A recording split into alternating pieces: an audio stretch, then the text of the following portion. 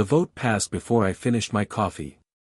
I was sitting in Gallery 7 of Council Station Vale 7, watching the session feed on the small screen built into my armrest, half listening to the procedural motions that typically dragged on for 2 hours before anything worth noting happened. My coffee was still hot. The station's climate system hummed at its usual pitch. Nothing about that morning had felt different from any other morning in the 11 years I had served as Earth's representative to the Galactic Council. Then High Arbiter Solth called the emergency motion to the floor and everything changed in about 40 seconds. My name is Yara Osai. I am 43 years old, born in Accra, raised partly in London, and I have spent the better part of 2 decades learning how to sit in rooms full of beings who do not think of humans as particularly important. It is a skill.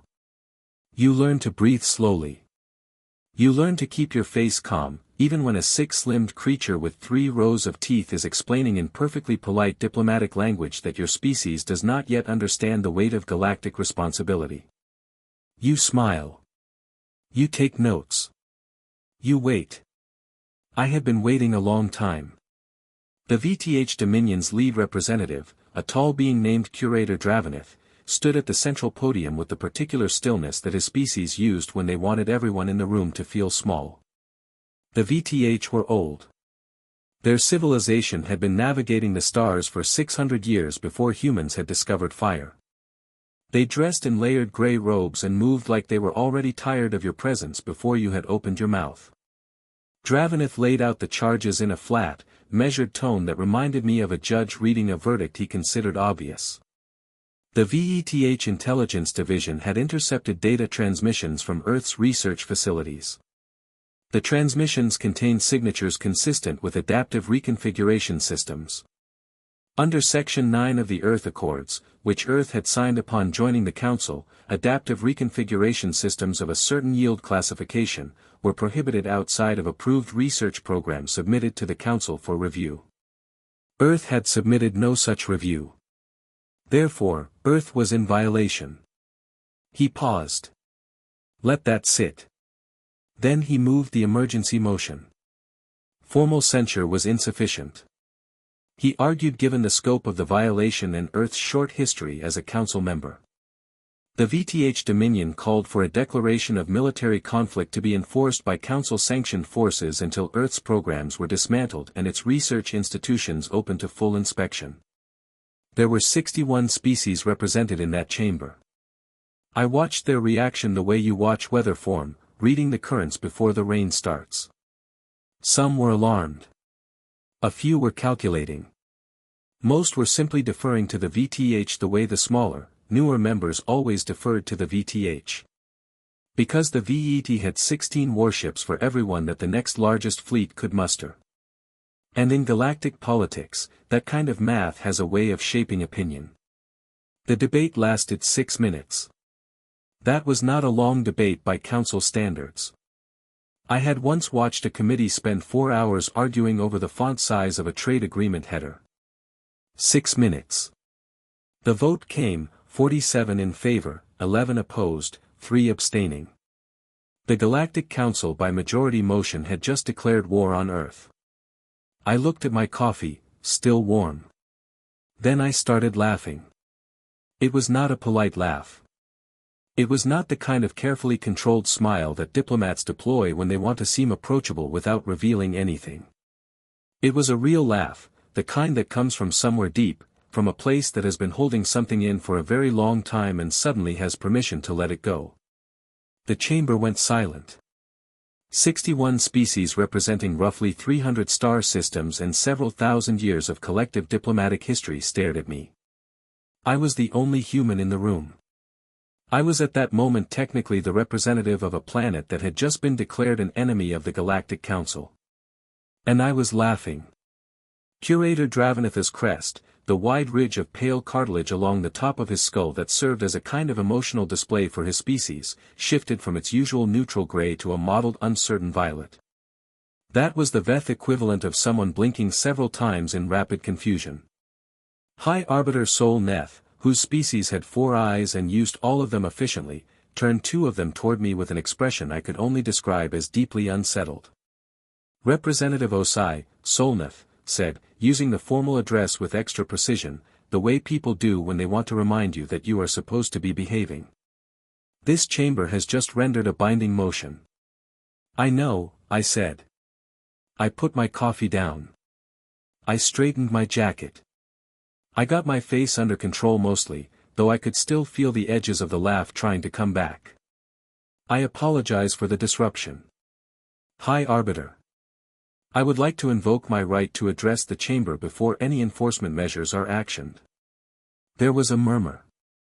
A few species exchanged what I assumed were significant looks, though reading alien facial expressions across 61 different anatomies is an art form I had only partially mastered. Dravenith said quietly but clearly, the representative of the offending party does not traditionally address the chamber following a conflict declaration.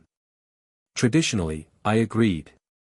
But the procedural statutes of the Galactic Council, Article 14, Clause 3, grant any member representative the right to an address before enforcement action is taken. Earth is still technically a member. The enforcement action has not yet begun. I looked at the Arbiter, unless the VET Dominion would like to add a violation of procedure charge to the list as well. Another murmur. This one had a slightly different quality.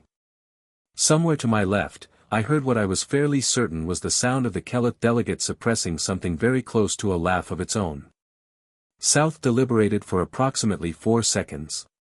Then with the gravity of someone agreeing to something they would regret, the Arbiter said, "The chamber will hear Representative Osai." I stood up, smoothed my jacket one more time, and walked to the podium. The chamber was very quiet. I looked out at 61 species, at compound eyes and echolocation, Earth's history. Nobody answered. I had not expected them to. Then let me tell you a story, I said. It started about 200,000 years ago, and it ended this morning. And I promise it will explain why I was laughing. I could feel the weight of their attention settling onto me like a physical thing. 61 species, 300 star systems, and one human standing at a podium about to change the way all of them thought about the small blue planet that had been so easy to ignore. I took another breath. It starts, I said, with us nearly dying several times and what we did about it. It took me 45 seconds to establish the ground rules because in any room where you are the underdog, the first thing you have to do is make sure everyone understands what kind of conversation is actually happening. I want to be clear, I said, standing at the podium with my hands flat on the surface and my voice steady. I am not here to protest the vote. The vote is the vote. I am here to provide context, and context, as any species with 600 years of diplomatic experience should appreciate, is everything. Dravenith said nothing. His crest had returned to its neutral gray. That was not a good sign. It meant he had decided to be patient, and very patience was the kind that came before a decision had already been made. I ignored him and spoke to the rest of the chamber. The VETH Intelligence Division, I said, intercepted data transmissions from 3 Earth research facilities. Those transmissions contain signatures consistent with adaptive reconfiguration systems. That is accurate. I will not dispute the data. A small ripple of attention moved through the room. They had expected me to dispute the data. What I will dispute, I said, is the interpretation. I had prepared for this, not for this specific moment because nobody had told me the vet was going to call an emergency session that morning, but I had been preparing for something like it for years. When you are the representative of a species that nobody takes seriously, you learn to keep your arguments close, ready to be drawn quickly, the way someone who has walked through uncertain neighborhoods learns to keep their keys between their fingers. The adaptive reconfiguration signatures the VETH identified came from Earth's Cellular Repair Research Initiative. I said specifically from 3 of its 17 active laboratories. The initiative was founded 9 years ago. Its mandate is the development of adaptive nanocellular repair systems. Its target application is oncological treatment. In plain language, we are building systems that can adapt to and repair damaged cells. We are building them to fight cancer. The chamber was very quiet. I would be happy, I said, to provide the full research documentation, peer review records, and patient outcome data to any member who would like to review it. The research has been published in Earth's open scientific journals for 7 years. The data signatures that the VETH flagged are the same signatures produced by the repair systems when they operate in a living organism. They are the same because they are the same technology. I let that sit for a moment. Then I said, the VET Dominion Surveillance AI classified medical research as weapons development. The Council voted for war based on a classification error. The murmuring that broke out was not a polite murmur. It was the sound of 61 species recalibrating simultaneously. The way a room full of people sounds when someone has just said something that requires everyone to quietly revise what they thought they knew. Dravenith spoke before the arbiter could call the order. His voice was very controlled. The signatures are within prohibited range. The application does not change the technical classification.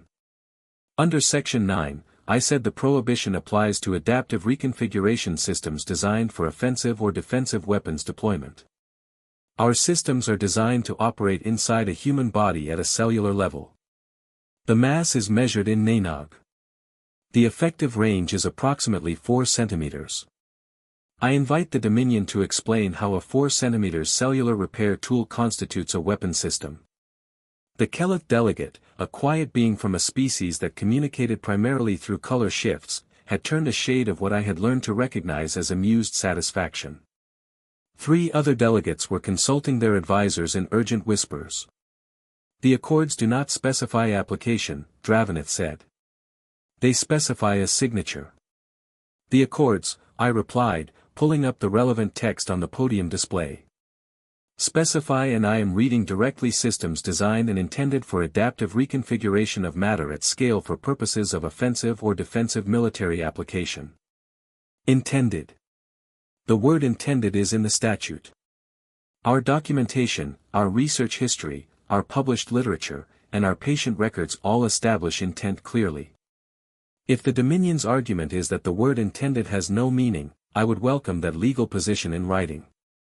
A longer silence. I could feel the room shifting, not dramatically, not all at once, but the way a tide shifts, the way something that was moving one direction begins slowly and without announcement to move another way.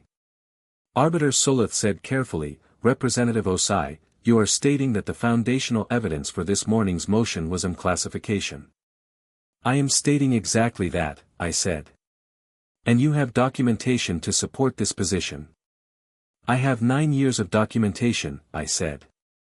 I can have the full archive transmitted to every member delegation within the hour. Salnath looked at Draventh. Draventh looked at me, his crest shifted just slightly into a color I had not seen before on a Veth. It was close to the pale gold they used for uncertainty, but with something darker in it, something that might have been the beginning of understanding that the morning had not gone the way it was supposed to go.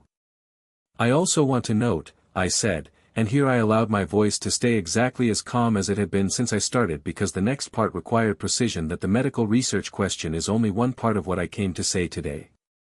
The room went very still again. The VET Dominion is correct that Earth has been developing technology that did not appear in any Council review submission. I said they are correct about that. What they are incorrect about is which technology they found. I looked at Dravenith directly. We have been careful, I said, about what we submit to the Council, careful about what we build quietly and what we build in public. Every new member of a large institution, when they are paying attention, learns quickly. We never assumed the Council would be the deciding factor in whether those systems were needed. The silence that followed was different from all the previous silences. It was not the silence of confusion or recalibration. It was the silence of a room full of beings who had just heard something that changed the shape of the conversation entirely and who were each privately deciding how to feel about it. Dravenith said that is a violation. Is it? I said, let me read you Article 31 of the Verith Accords. Member states retain the sovereign right to develop and maintain systems for the defense of their territories provided such systems are not deployed aggressively against other member states. We have not deployed anything. We have not threatened anyone. We built things in our own facilities on our own worlds. I closed the display. You declared war on Earth this morning. I said, I want to make sure the chamber understands the full picture before any enforcement action is considered, because here is what I have not told you yet. I looked across the room. 61 species, 300 systems, the VETH with their grey robes and their ancient patience and their fleet of warships that could cross a star system in 3 days. Earth declared war on the VTH Dominion 11 years ago. I said, we just did not tell anyone. Nobody moved. We did not tell anyone, I continued, because we did not want a war. We wanted to understand one. We wanted to understand what a war with the VETH would look like, what it would require, what it would cost, and what we would need to survive it. We spent 11 years answering those questions quietly, carefully, with the particular kind of focus that comes from a species that has never in its entire history had the luxury of assuming the universe would be kind to it. I let that land. Then I said, and now I would like to tell you what we found. I did not grow up thinking about interstellar politics. When I was 8 years old, living in a flat in South London with my mother and my grandmother and a window that overlooked a bus stop and nothing much else, the thing I thought about most was whether it would rain before I got home from school. My grandmother used to say that the thing about rain was that it did not care about your plans. It came when it came. You could check the forecast, carry an umbrella, wear a waterproof coat, and the rain would still arrive on its own schedule and drench you from a direction you had not expected. The only reasonable response, she told me, was to learn to walk fast and to never stand under trees. I thought about her a lot during those 11 years on Council Station Vale 7. The chamber had given me a 15-minute recess after my last statement. I suspected that was less for my benefit and more to allow the various delegations to have urgent whispered conversations with their advisors without it being formally on the record. I used the time to get a fresh coffee from the small service corridor behind Gallery 7, and to stand very still for a moment and remind myself that I was in fact doing what I had prepared to do, and that the shaking I felt in my hands was adrenaline and not fear, or rather it was both, and both were fine. When the chamber reconvened, I went back to the podium. I want to talk about what Earth has been doing for the past 11 years. I said, not what the VTH thinks we have been doing and not what we told anyone we were doing. What we were actually doing. I started at the beginning. When Earth joined the Galactic Council, we were given access to the public record. That was standard. Every new member received the archive, which contained thousands of years of council proceedings, trade agreements, territorial disputes, alliance structures, and military engagements. Most new members used the archive as a reference for navigating current politics. Earth's analysts used it as a threat assessment database. We read every military engagement the Council had recorded, all of them. We mapped the VTH Dominion's tactics across 300 years of conflict. We identified patterns. We noted what kinds of opponents they had faced, how they had adapted, what their response time looked like under pressure, where their supply chain stretched thin, and what happened to species that had made the mistake of underestimating them. We also noted what had happened to species that had made the mistake of trying to fight them head-on. That list was shorter and considerably more sobering. Earth's strategic position, I told the chamber 11 years ago, was this. We had 4 colonized worlds, 1 asteroid mining operation, and a fleet of ships that were designed primarily for exploration and resource transport. The VET Dominion had 22 systems, 6 dedicated shipyard installations, and a military that had not lost a direct engagement in over a century. On paper, any direct conflict was not a conflict at all. It was an outcome, a foregone one. I paused. So, we did not plan for a direct conflict. What we planned for instead was something that Earth's military theorists had spent centuries developing at home, long before anyone thought about stars. We planned for a situation where the resources, the geography, and the numbers were against us, and we had to win anyway. Where winning did not mean defeating the other side. It meant making the cost of defeating us higher than any sane opponent would be willing to pay. That planning started with information. Earth built its own intelligence network inside the Council's public systems. Not by hacking, not by breaking any laws. By reading, by attending every open session, every public committee, every trade forum and environmental review and border arbitration hearing, and by taking extraordinary notes. By the end of Year 3, Earth's Intelligence Division had a more detailed map of the VET Dominion's economic dependencies than the VET's own Treasury Ministry. I did not say this to be impressive. I said it because it explained everything that came after. The VET Dominion, I said, controls 22 star systems. Of those 22, 14 are actively productive. The other 8 are either resource depleted, strategically positioned buffer zones or legacy territories maintained for political reasons. Of the 14 productive systems, 9 depend on external trade relationships for at least 30% of their essential imports. I brought up a display that showed the trade network, simplified but accurate. Of those 9 systems, I continued, 7 conduct their primary trade through transit corridors that pass through the territories of council members who are not aligned with the VTH Dominion. I highlighted them. And of those 7 corridors, I said, 3 pass through the shipyard leases its asteroid mining rights from the Pelion Federation under a treaty that contains a mutual respect clause which is legally triggered by unilateral military aggression. The Pelion Federation voted against the declaration. The VET's main data relay network for its Eastern communications runs through Keleth-held space. I looked at the Keleth delegate. They had turned a very specific shade of dark teal, which I had learned meant careful and concentrated attention. The Keleth voted against the declaration, I said. The silence in the chamber had a texture to it. Now, it was the texture of a room full of very experienced political minds doing mathematics they did not enjoy. I want to be clear, I said, that none of this was coordinated.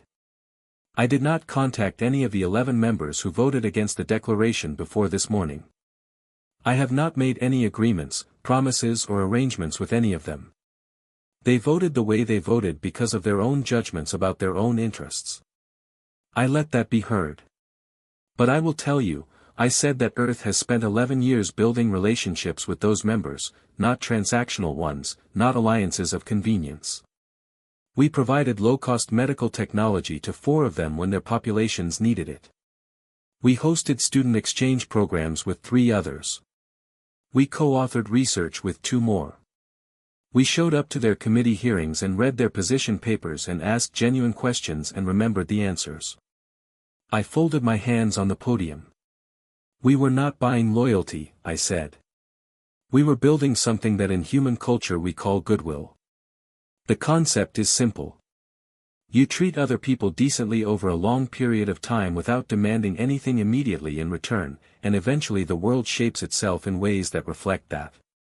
It does not always work, but often enough it does.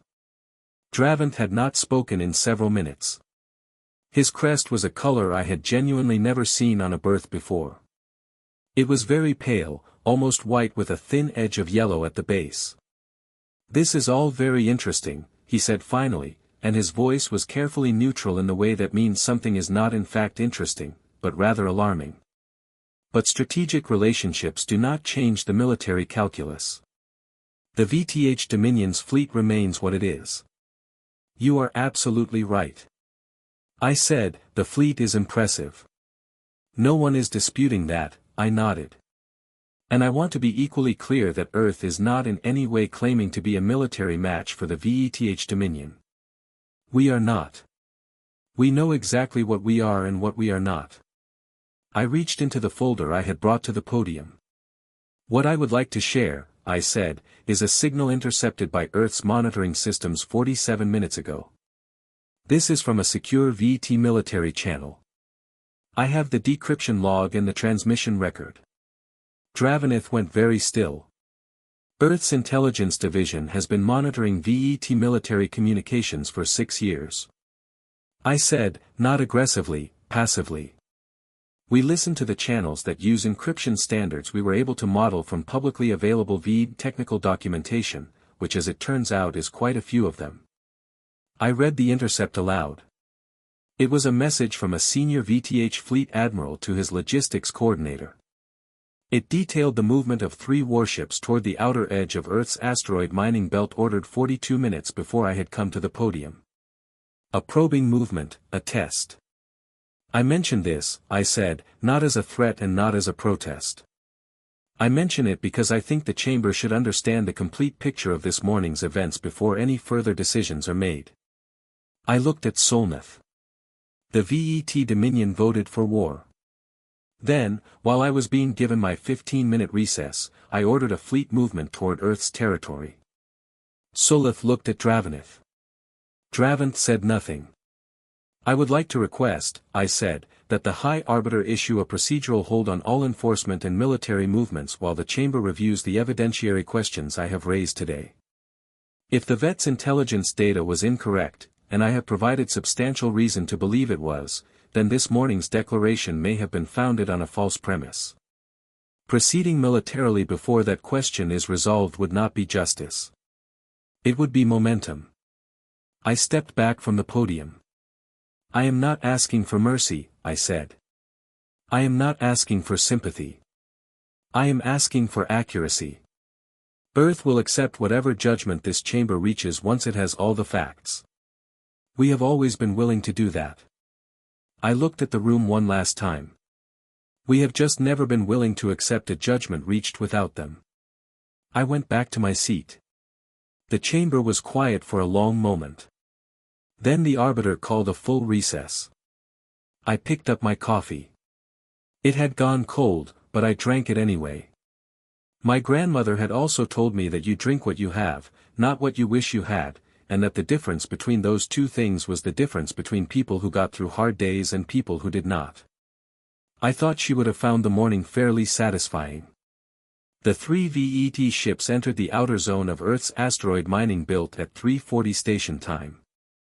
I know the exact time because I was still awake, sitting in my quarters with my tablet open and the live feed from Earth's monitoring network running in the lower corner of the screen. I had not slept. The chamber's full recess had extended through the afternoon and into the evening while delegations consulted. Advisors argued and the VET Dominion issued a formal statement saying that it stood by the accuracy of its intelligence assessment and reserved the right to proceed with enforcement. The 3 ships were designated VTH Patrol Configuration 7, which in VTH military doctrine meant a show of presence formation, not an attack, a demonstration. They would enter a contested zone, hold position, and wait. The expected response from the other party was either a protest communication or a withdrawal of presence from the area. The VET had used this maneuver 43 times in the last 100 years, according to the Council's public conflict record.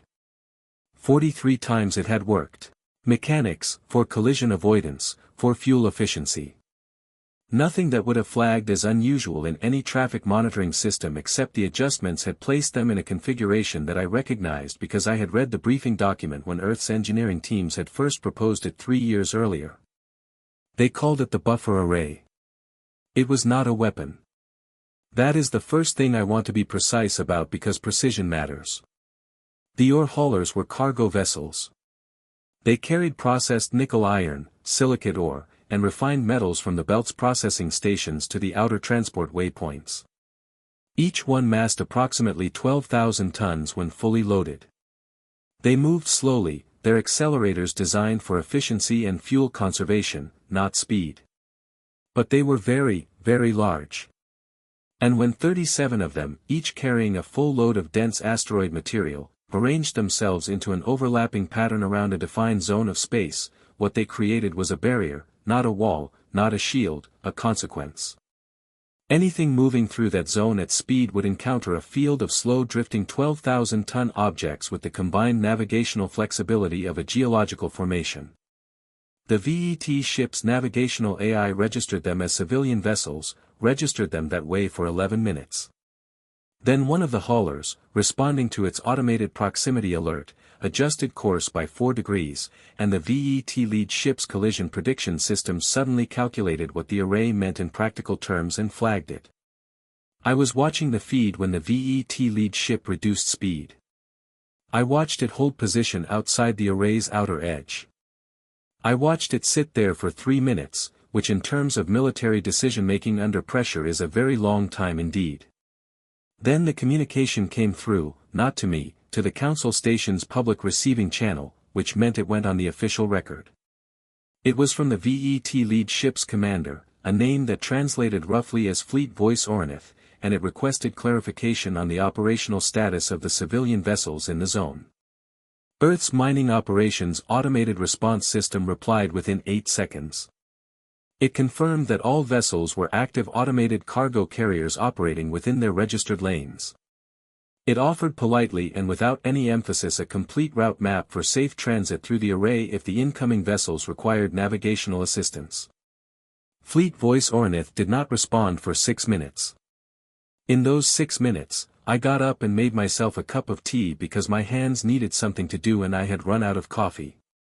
I stood in my small kitchen and waited and thought about my grandmother and about rain and about how the thing about a good plan was that it did not need you to do very much once it was in motion. When Ornitha's response came, it said simply that the patrol formation was conducting routine navigation assessment and would continue monitoring the zone. They did not enter the array. 40 minutes later they began withdrawing. I did not watch the whole withdrawal. I turned off the feed, finished my tea, and tried to sleep with mixed results.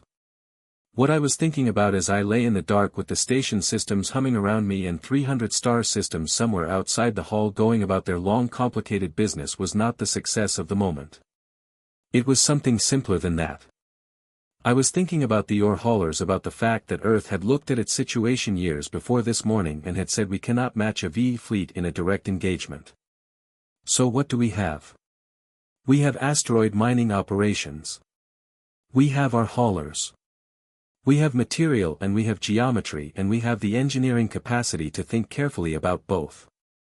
The array had been the idea of a woman named Claire Odom who was an orbital mechanics specialist from a small research team in New Zealand.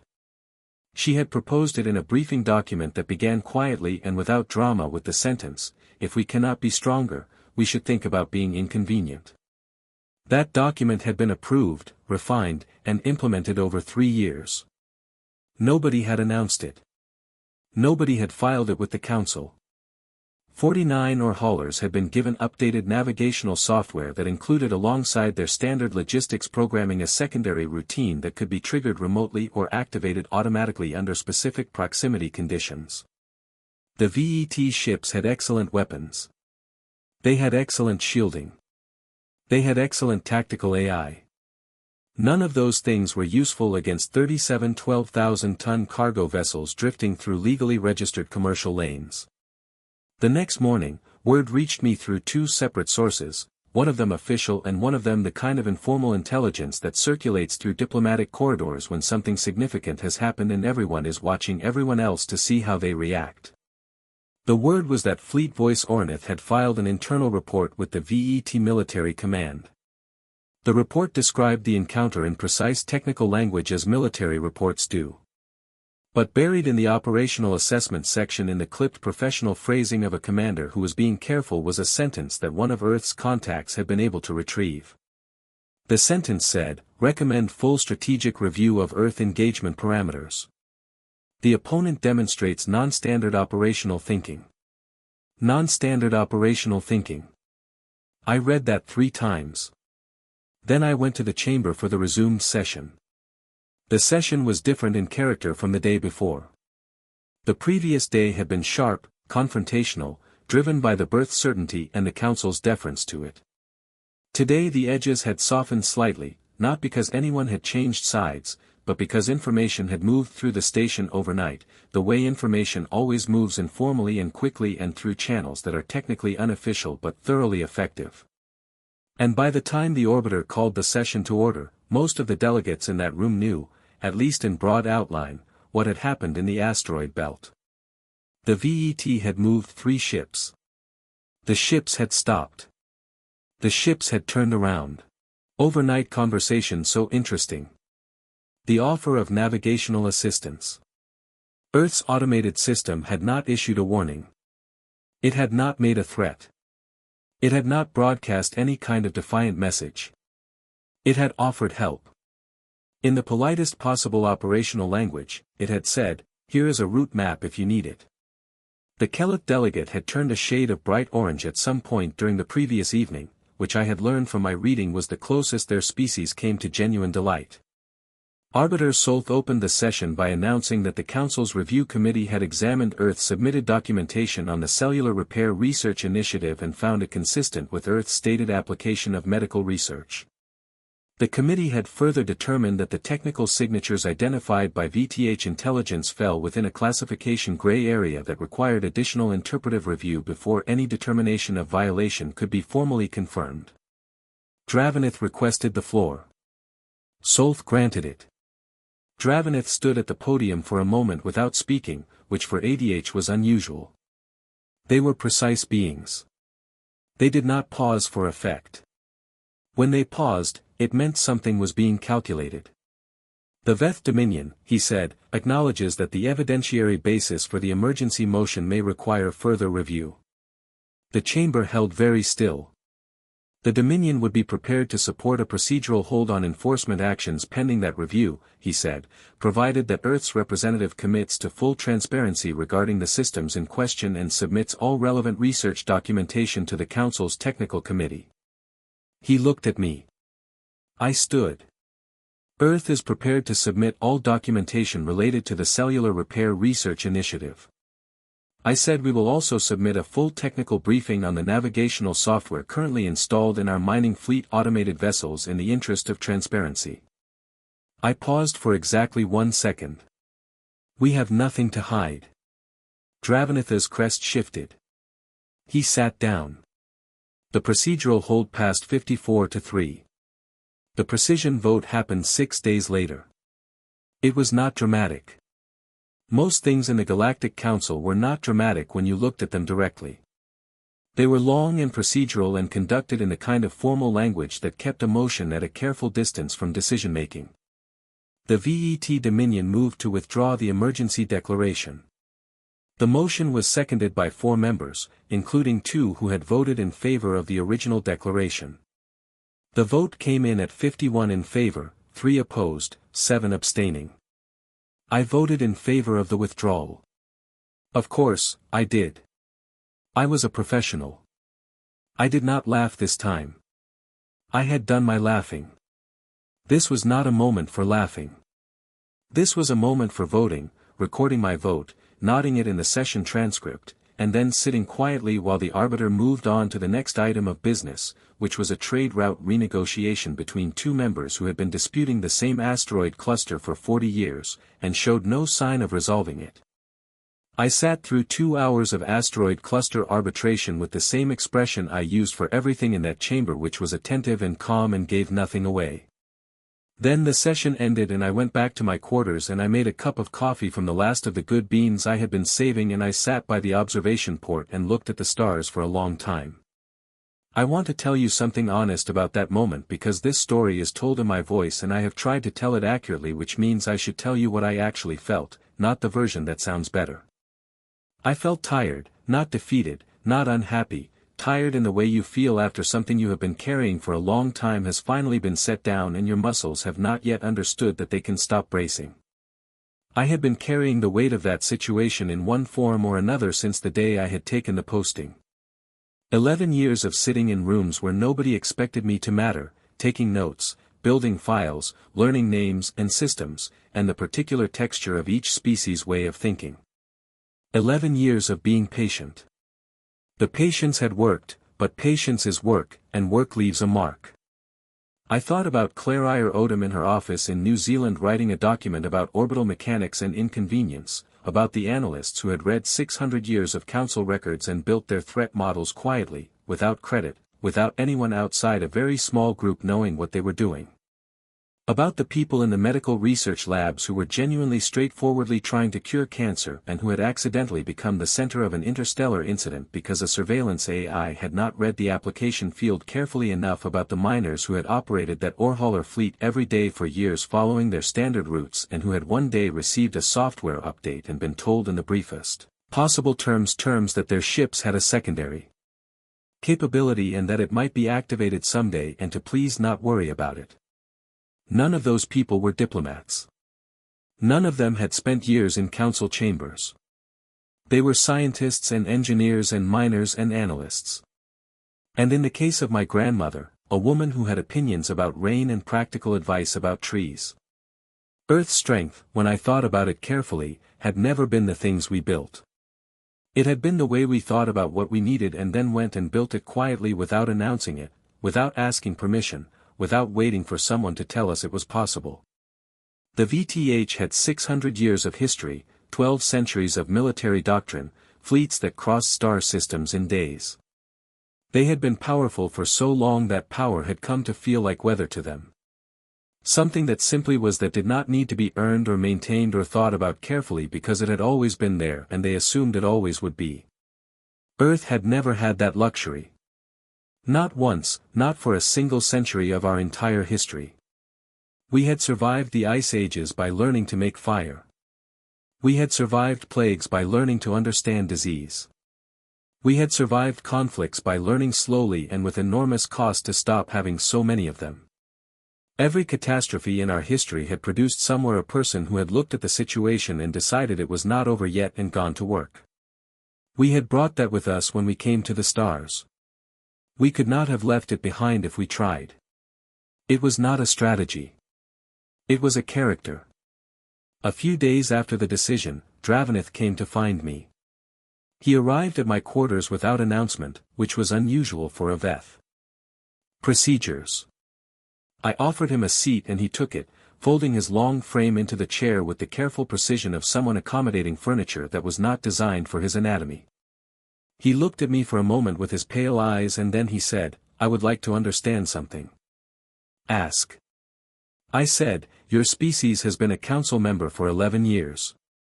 He said, "In the history of this institution, no member state has outmaneuvered the VTH Dominion in the first 50 years of membership. Several have tried. None have managed it. Most did not realize they were attempting it until it was too late." "We were not trying to outmaneuver anyone," I said. He paused. No, I said. "We were trying to survive. There is a difference." He considered this. "You assumed," I said, "that we did not represent a significant variable in your calculations. That is a reasonable assumption given the numbers. 4 worlds, 1 mining operation, 11 years. On paper, we are not impressive." I looked at him steadily. "But the VTH have not spent much time studying us, have they?" "Not really. Not the way we studied you." His crest moved slightly. "We reviewed your public record. You reviewed our published history. I said our cultural output, our political structures. You noted that we were fractious and noisy and had spent a great deal of our history in conflict with each other. And you concluded that this made us disorganized." I paused. "You did not consider what it means to have spent your entire history in conflict and to still be here." He was quiet. "Every civilization that has ever threatened us," I said, "we are still here. The ice came and we learned to make fire. The diseases came and we learned to make medicine. The conflicts came and we learned slowly and badly and with a great deal of cost to make peace. Not always, not perfectly, but enough." I looked at the stars through the observation port. "We are still here and we carry all of that with us, every piece of it, the disasters and the responses and the things we built because we had no other choice." Dravenith said very quietly. "That is a difficult way to exist." "Yes," I agreed. "It is, but it produces a certain kind of thinking that is hard to develop any other way." He stood to leave.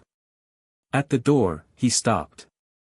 "Representative Osai," he said, "I would like to propose through the appropriate channels a formal dialogue between Earth and the VTH Dominion, not a trade negotiation, a conversation about history, about strategy, about what the Council should understand that it does not currently understand." I looked at him. "I will clear my schedule," I said. He left. I stayed by the window for a while longer. The stars were very still, the way they always are when you are looking at them through glass. The motion of everything out there invisible from this distance. The distance is too large for any individual moment to show its change. I thought about what I would write in my report to Earth's government. I thought about the ore haulers still running their routes in the belt, patient and slow, and carrying their weight. I thought about Claire Odom's document in its quiet opening sentence. If we cannot be stronger, we should think about being inconvenient. Then I thought of something wider than that. We had not won because we were stronger. We had not won because we were smarter or better organized or more advanced. We had won, if winning was even the right word for what had happened in the last 6 days, because we had spent 11 years taking the situation seriously while everyone else had assumed it did not need to be taken seriously at all. That was the part one wanted Earth to understand. Not the tactics, not the haulers, the habit, the particular deep-rooted, hard-earned human habit of treating every situation as something that required your complete attention, your best thinking, and your most honest assessment of what you actually had to work with. We had gone to the stars, and we had sat in rooms where nobody expected us to matter. And we had paid attention and we had waited. And when the moment came, we had been ready. Not because we were exceptional. Because we had never once believed that the universe owed us anything. And so we had gone ahead and earned it anyway. Outside the observation port, the stars held their distances. 300 systems, thousands of years of history. A council that had fallen silent briefly and then resumed its long complicated business. And somewhere out there, for small worlds in one asteroid mining belt, occupied by a species that had no intention of being caught off guard again. The Galactic Council had declared war on Earth and discovered, to their significant surprise, that Earth had already been paying attention for years. We were going to get along fine out here. We had been through worse. We had been through much, much worse. And the thing about species that come through the worst of what the universe can offer and keep going is that they carry with them something no fleet and no treaty and no political declaration can replicate. They carry the certainty that they will still be here. We carry that with us everywhere we go and we always will.